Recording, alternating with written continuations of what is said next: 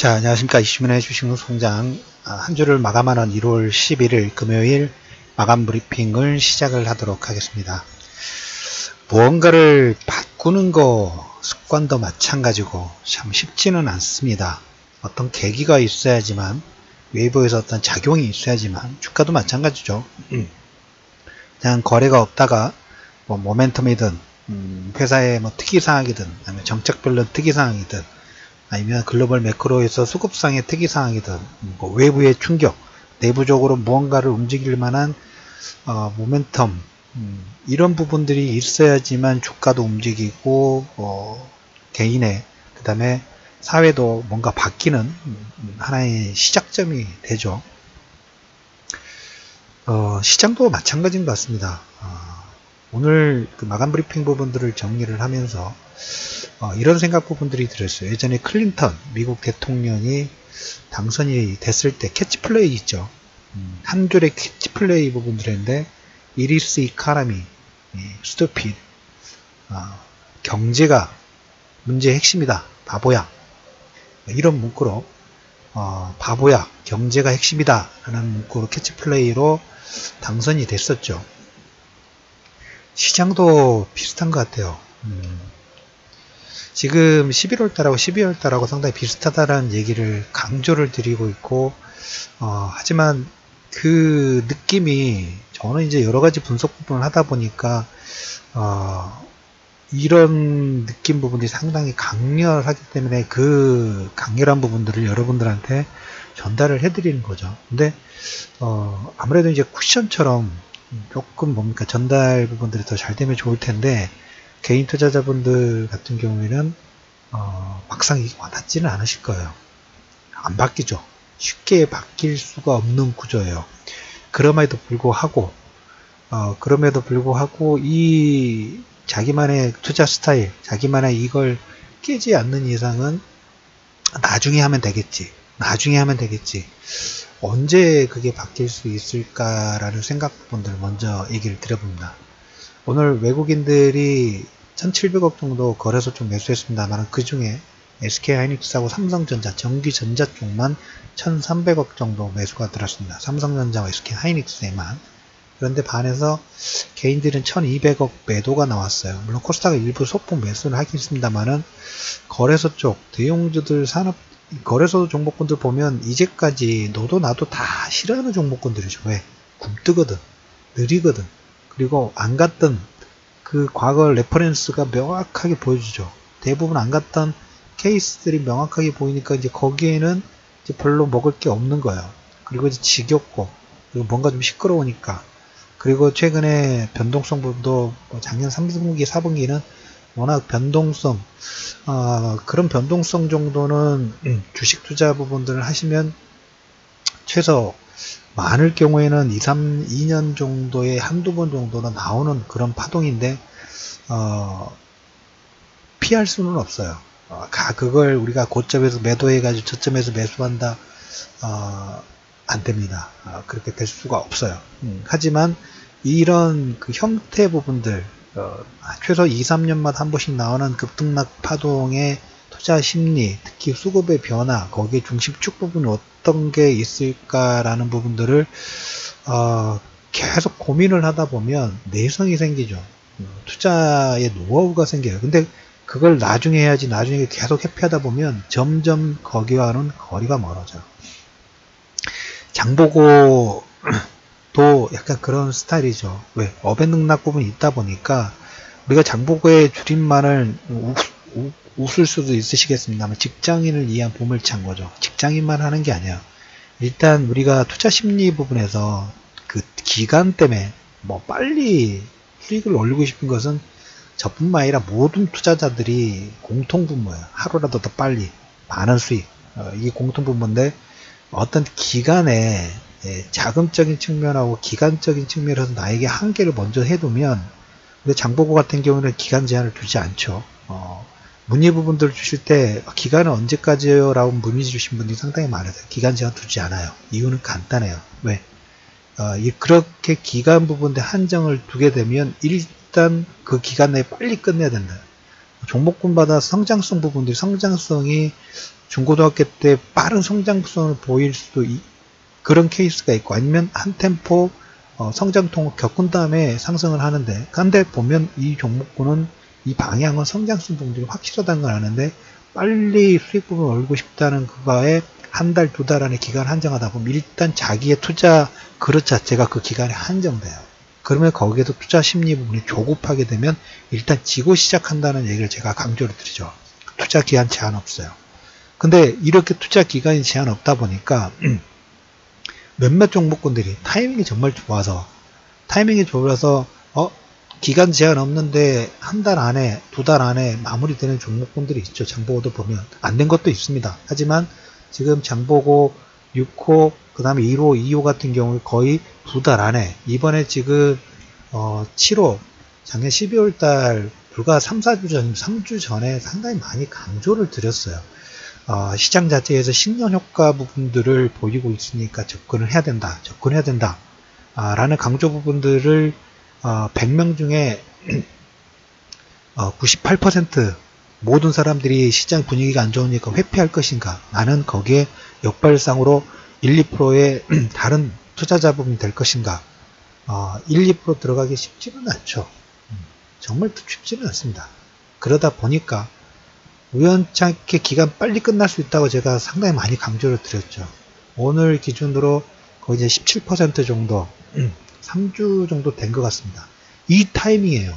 어떻게 보면 1월과 2월 이 시간대에만 상당히 수급적인 측면이 탄력적으로 나오고 강화되는, 어떻게 보면 기간 제한을 두지 않고 좀 더 여유롭게 보다 보니까 의외로 선물을 보너스를 주죠. 빨리 남들과 98명은 저쪽으로 가는데 나는 1% 2%니까 이쪽으로 와서 남들과 다른 선택 부분들을 했기 때문에 거기에 대한 보상 부분들을 받을 수가 있는 거죠.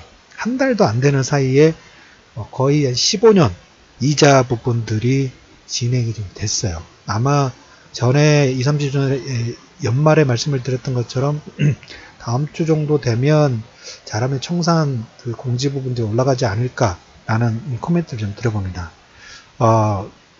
투자 심리에서 일단 지고 시작되면 안 됩니다.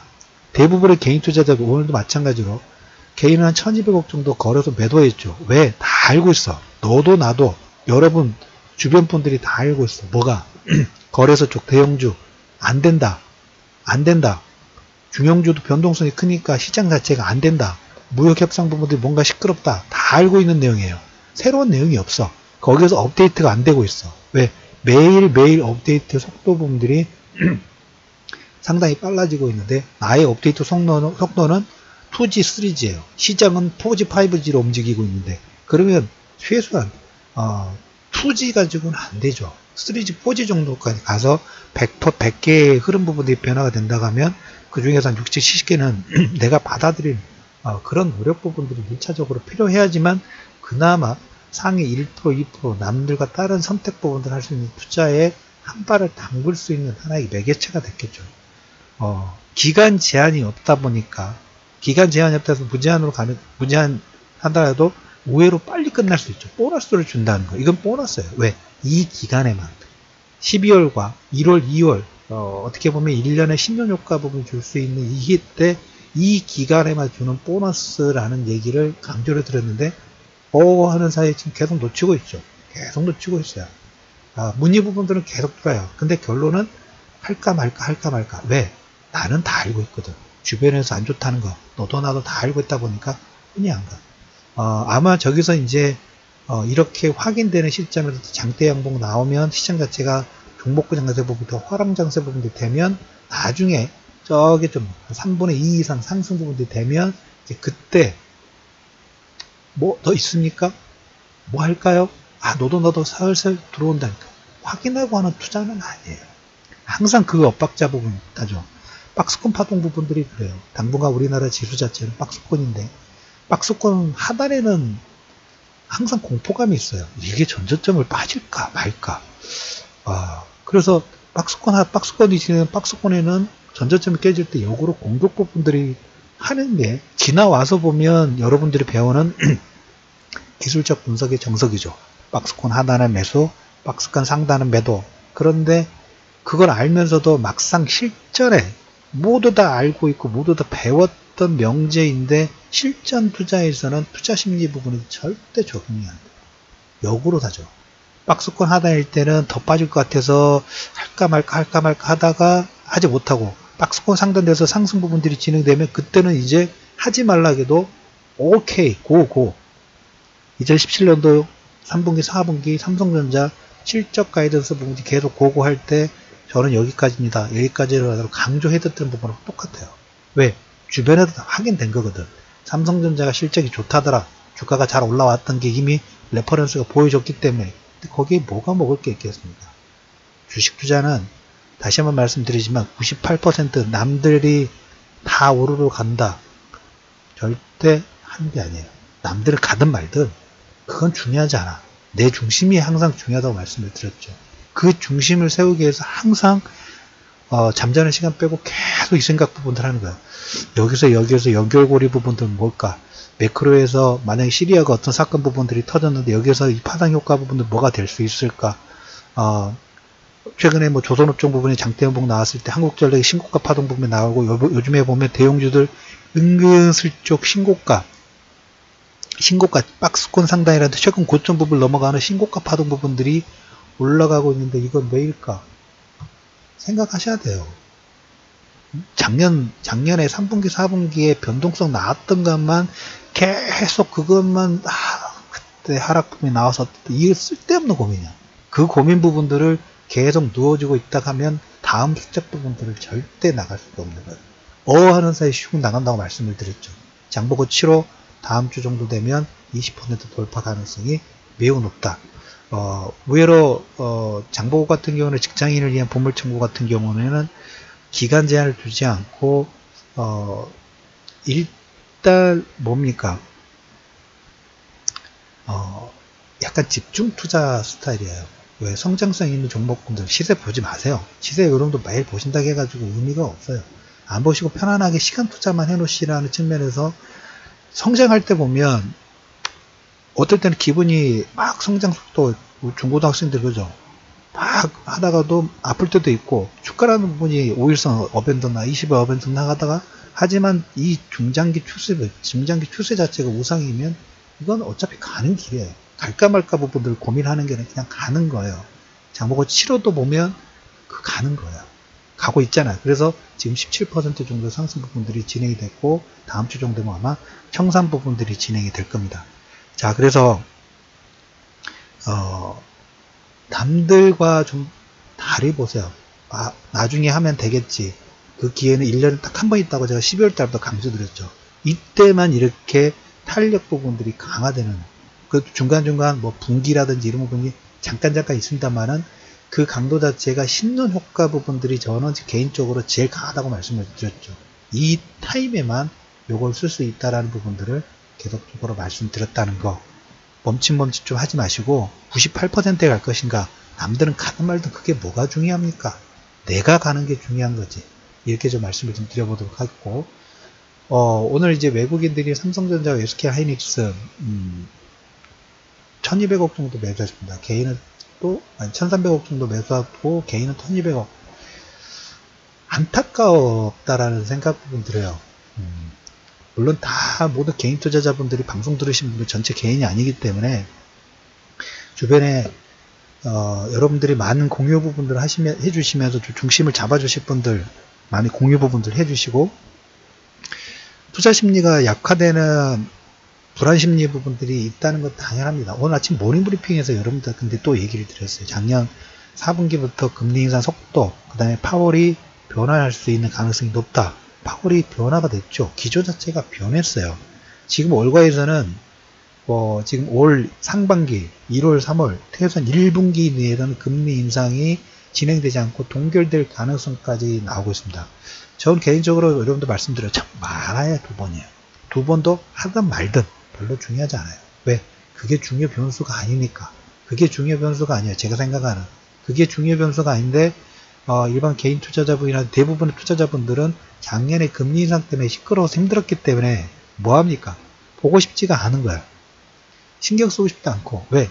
근데 그럴 작년의 트라우마를 이미 가지고 있기 때문에 1월, 3월 이 FMC 회의 부분들이 진행될 때마다 뭐 하고 있나요? 거기에 모든 신경 부분을 써서 혹시나 금리 인상되면 또 작년에 또 이런 현상 부분이 나올 거라는 게 여러분들 트렌드죠. 근데 이미 파월 연준 의장은 아침에 모닝 브리핑에서 뭐라고 말씀드렸나요? 금리 인상 속도 줄인다고 이미 코멘트를 했단 말이에요.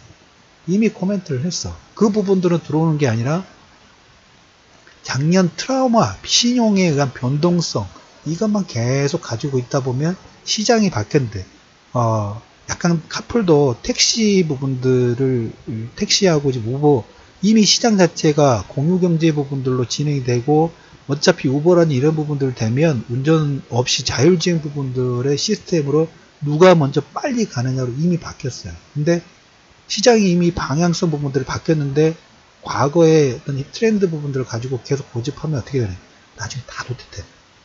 다 도태되는 거예요. 그래서 파월 연준 의장은 이미 기조 부분에서 유동성 공급 부분들의 확대 부분들을 진행하겠다.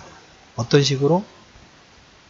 금리 인상 속도 부분들 상황에 맞춰서 릴렉스하게 현재 파동보다 천천히 금리 인상 속도 부분들을 완화하겠고 여기에 어떤 변동성이 있을 때 추가적인 다른 수단 부분들까지 쓸 수 있다는 걸 이미 기자회견하고 의사록에도 표현을 했고 그 의사록과 기자회견 부분에 표명했던 부분들은 최소한 우리가 봤을 때 금리 인상 하겠죠.